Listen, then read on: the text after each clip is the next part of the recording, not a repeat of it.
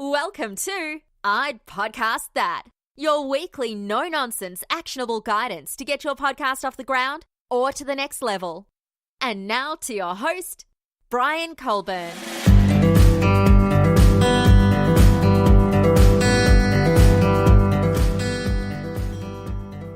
Thanks for tuning in to another episode of I'd Podcast That. More and more discussion has been going on between me and some of the listeners in regards to when is the right time to monetize my podcast. From the research that I've done and speaking from personal experiences with some of the podcasts that I help to run, I wanted to put this show together and share some of my insights with you.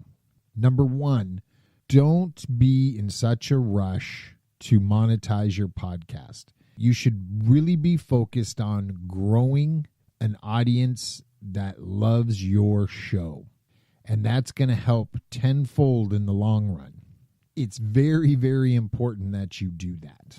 I've put together some notes here that I want to cover some detail with, but if you're 4 months in and you're averaging 30 downloads, great start, probably not a good time to monetize. Don't worry about monetization for, months. I was fortunate with EM Weekly to where at the 3-month mark, we secured our first advertiser. At the 12-month mark, we were cash flow positive. At the 14th, I believe it was 14th month mark, we were paid back and cash flow positive. That initial investment, we kind of rode that for about a year. It's a very small niche. Not a lot of people are in it. We were fortunate enough to position ourselves and promote that show to a point where we're attracting some global brands, which is really cool. Not every deal is a winner. There's advertisers we've turned away because we didn't feel it was an appropriate fit. We weren't going to serve our audience with their advertisement because we know this of our audience. We weren't going to do them justice. And we just felt there was such an imbalance that we refused to do some ads. Keep that in the back of your mind as well. There might come a day and a time to where a company approaches you, but you know it's not a good fit for your audience. So if you're putting apples in front of your audience that loves oranges, you're not doing them any good, nor are you going to do that advertiser any good. Let's get on to the notes. And I first want to go over some numbers. So this is the U.S. via Apple, iTunes, and their podcasts. You've heard me say it before. There are over 500,000 podcasts published on iTunes. However, about 220,000 of them are active, having published an episode in the last 30 days. So after we take a look at that, we now want to take a look at the categories. The most popular primary categories are Christianity, music, and comedy. Now, we all know with iTunes, you can have one primary category and a couple of subcategories, and those are primary categories. Christianity has 3 times the amount of podcasts than music does, and music comes in at number 2. So if you're in the Christianity space, it's crowded, extremely crowded on iTunes. If you're in the music space, busy, not as bad as Christianity. Comedy, not as bad as music. However, you get into some of these other niches or categories, and they're not as crowded, so you're going to be able to stand out a little easier.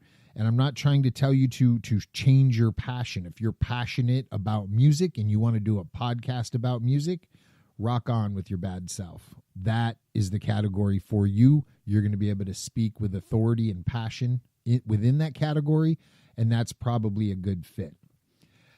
Now, something else to look at, the most episodes published per category, the same primary categories: religion and spirituality, music, and comedy. So there's a lot of episodes within those crowded categories. So again, to me, that reinforces the fact that being outside of those categories, you're going to be much, much better off.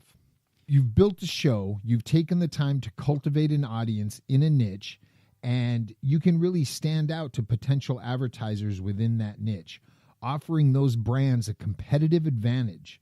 Podcasting is emerging as a solid advertising platform for companies and brands who want an edge, who are willing to step outside of traditional media.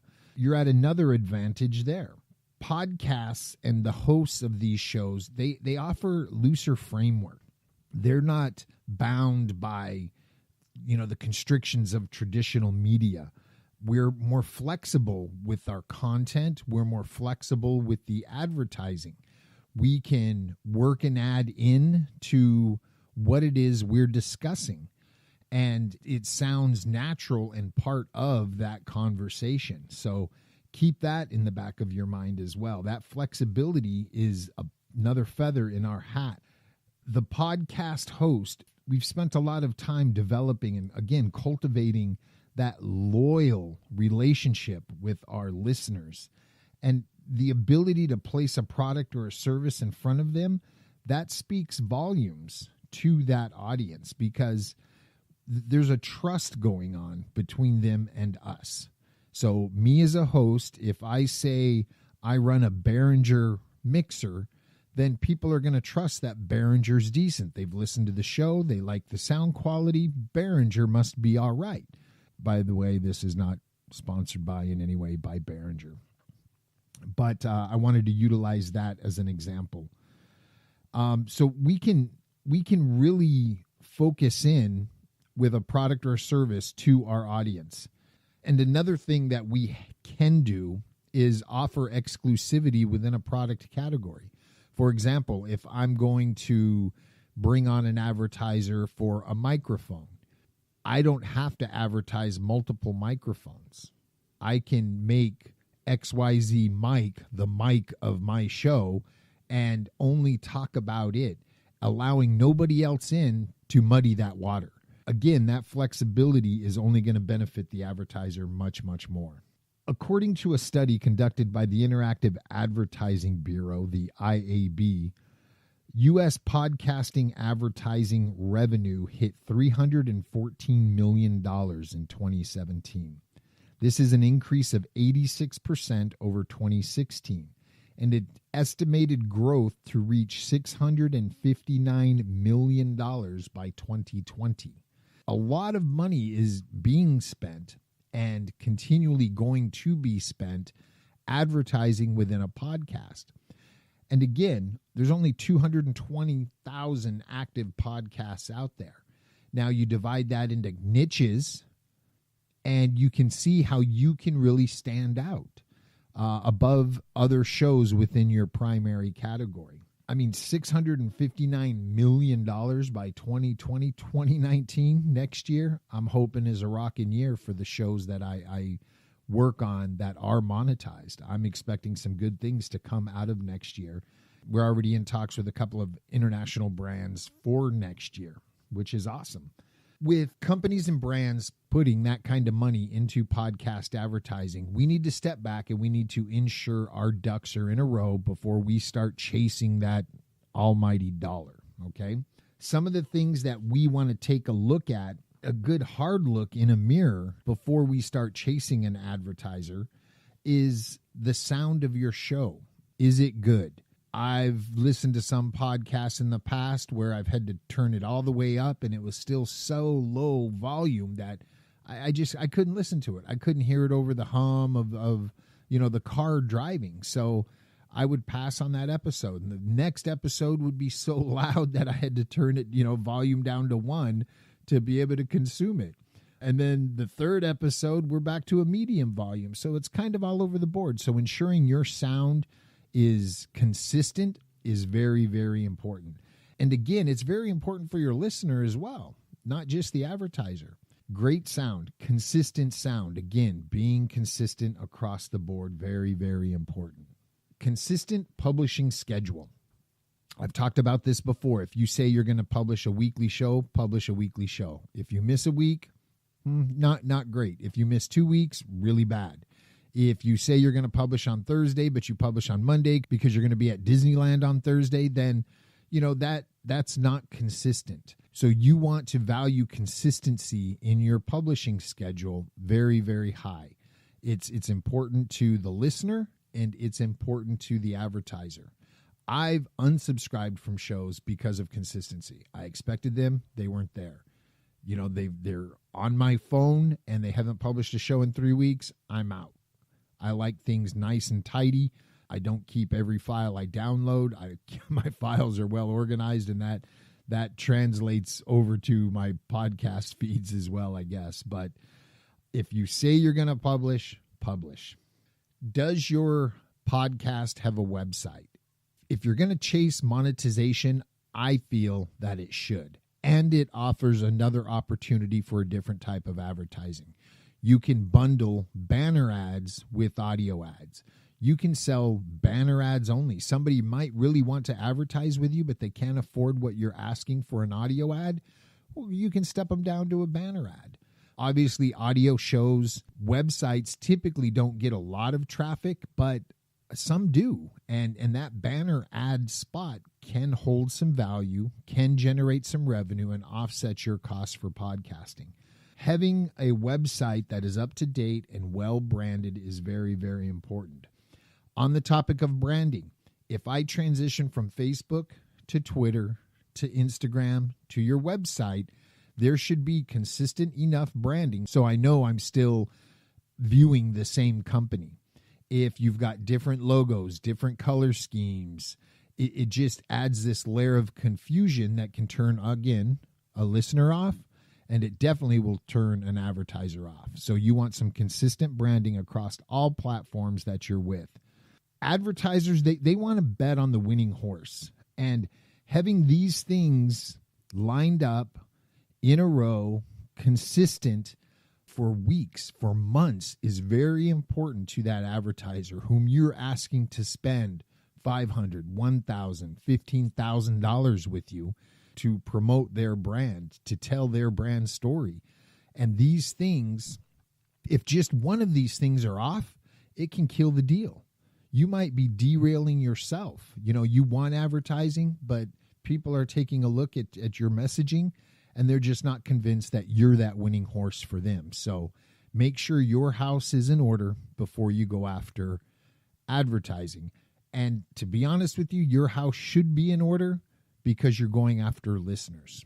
Again, ensure your house is in order. With all of that having been said, let's move on to a nice, easy 3-step process. And when I say easy, it's not. But these 3 steps to get some advertisers on your show. Number 1, create a media pack.